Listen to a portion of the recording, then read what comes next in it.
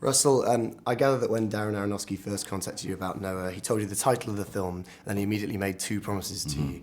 I wonder if you could tell us a little bit more about Darren's initial pitch. Yeah, well, I think he wanted to sort of come at it in a certain way where we kind of began all conversations about it with a giggle, you know, because it's a serious subject matter, and it takes some contemplation to decide whether or not you want to expose yourself to the type of criticism that will definitely come when you're making a biblical story.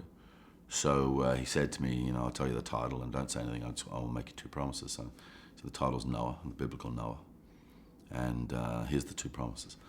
You'll never be required to wear sandals, and never at any time will I require you to be on the bow of a ship flanked by a giraffe and an elephant. So, then he came to see me, and he brought with him a 40-page book of visual representations of all the various parts of the story, how the people would look, how the world would look, and then, from that point, really, because I was already leaning towards wanting to work with him, based purely on his work. We'd had this thing in our professional lives where we were kind of satelliting around each other for 10 or 12 years.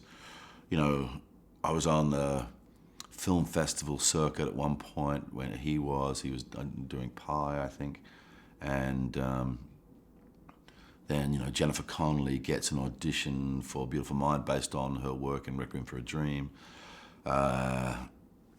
He tried to get me to do The Fountain, which I just couldn't understand the script. We had satellited around, but for me, in terms of watching him as a filmmaker, I'd liked everything, but I loved Black Swan. So he was hit me at the right time in terms of it's the sort of phone call you want, a guy whose work is sort of coming to a peak and his first big foray into a large budget, But it was excellent working with him, man. He directs 24/7, and he was fully prepared, and he really understood the subject matter. He'd been thinking about it since high school, So then you make the decision on whether or not you want to go down that road or that waterway. The epic scale of Noah demands an epic production. I think you got that from Darren and his team. The full-size arc seemed that it was incredible, and the rain machines as well. I wondered what it was like to work on that set, and what was your first impression when you got there on the day one? Well, day one, we started in Iceland.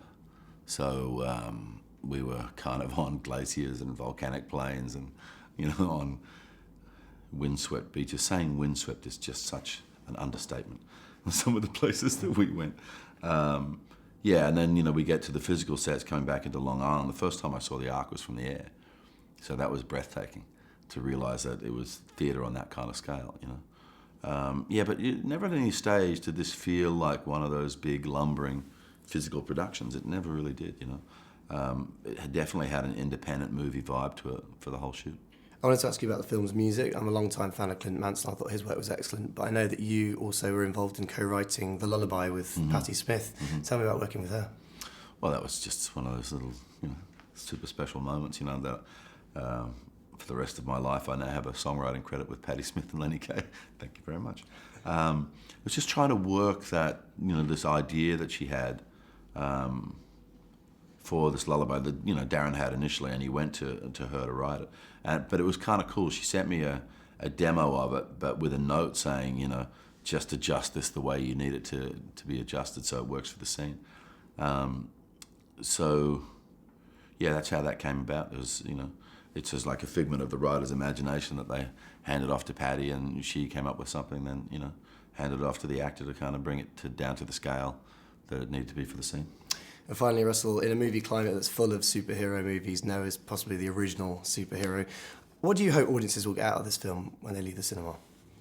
Look, man, he's just in no way, shape or form a superhero, And I think that's one of the important things at the beginning of the process is to not get caught up in the resonance of what the story may mean, to just find the bloke, Here's a bloke. He has a particular connection to his creator, and he has set a task. It's a burdensome task, which, the doing of which, or the achieving of which, will never leave him.